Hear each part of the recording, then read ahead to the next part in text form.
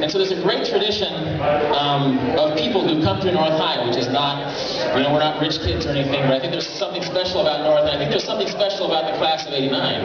We haven't won any Nobel Prizes yet, but I think it's a special group, and if you talk to the teachers, they will acknowledge that the class of '89 is a pretty special bunch. And one thing I noticed when I was sort of studying the stats of everybody, we're also a very fertile bunch. So I'm curious to get a show of hands. Like having 2 kids in the class of '89 is sort of like having no kids. Like barely having. So who has at least 3 kids in here? Wow. Wow. Who has 4? Who has at least 4 kids? 5? 5 kids?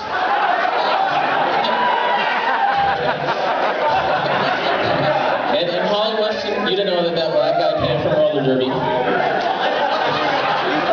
Oh, and you have triplets, right? Yeah. Who has twins? We have a couple people with Brown. Yeah. And then Karen. Is Karen here? No, Karen got out of town. Okay, Karen had to go out of town. Besides fertility, it's also a special class. We have a lot of people. I think we've really given to the community. We have a lot of people in the healthcare, doctors, nurses, cops. Is Jose Salcido here? No. Okay, bummer.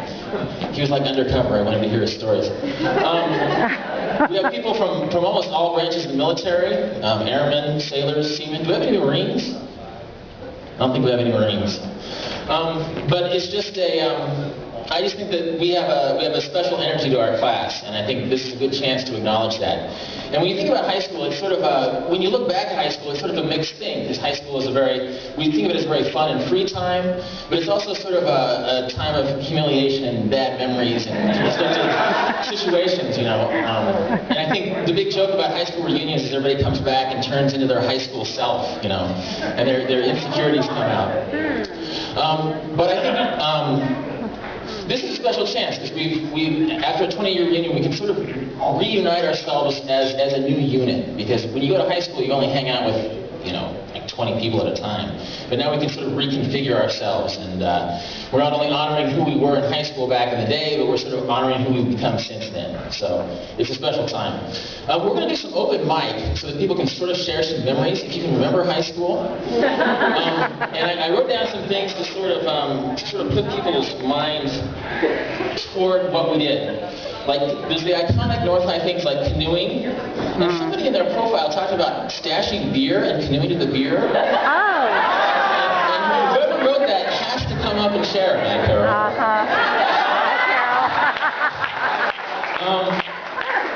Other keywords: war cry, Redskin 10, S section, Barry Sanders Day. Then there's non-traditional things: Grand Prix. I mean, how many collective hours did we invest in Grand Prix, which is now a funeral home, I think. Sports World, remember Sports World? Oh, yeah. Fantasy, Theorosis Bridge. Whoa, yeah, hell yeah. And then all the places where as high schoolers we decided to party, like the Food for Less parking lot.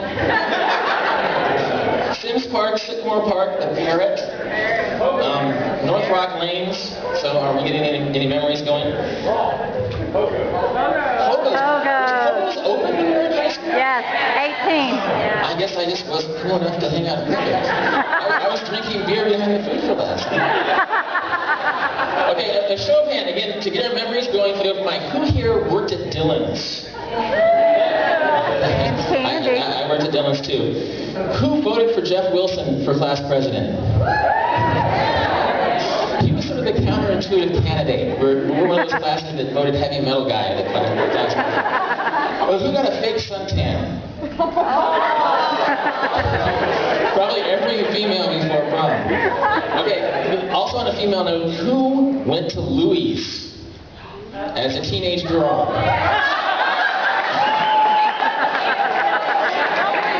What the hell is Louis? I expect all of you to share stories from Louis. No teenage boys can get into Louis, but if you're a teenage girl. Okay, who went to the keg party after project graduation? The 6 a.m. keg party. You guys are hardcore.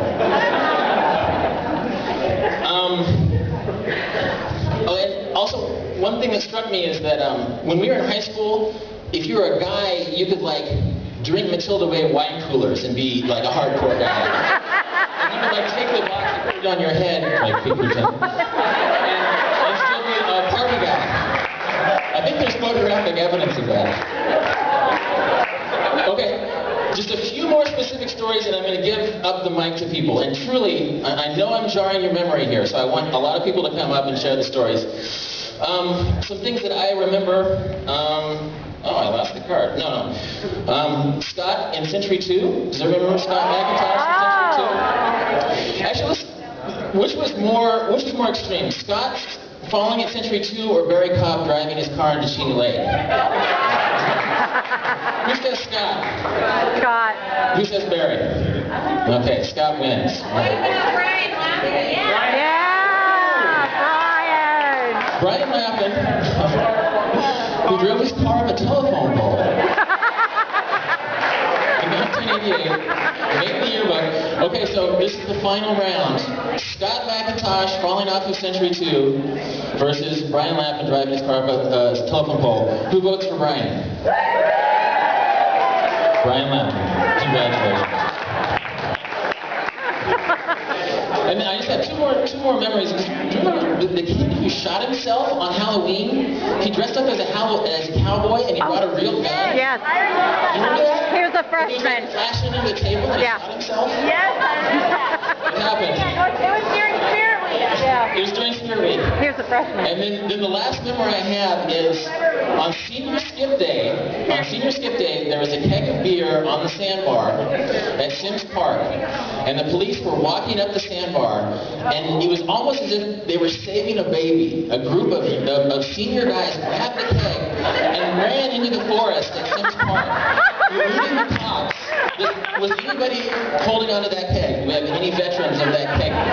It was almost like the baby Jessica rescue, only with a keg of beer. It was awesome. It was completely awesome, and they saved Senior Skip Day from the cops. Okay, who has something to share? Come on, guys.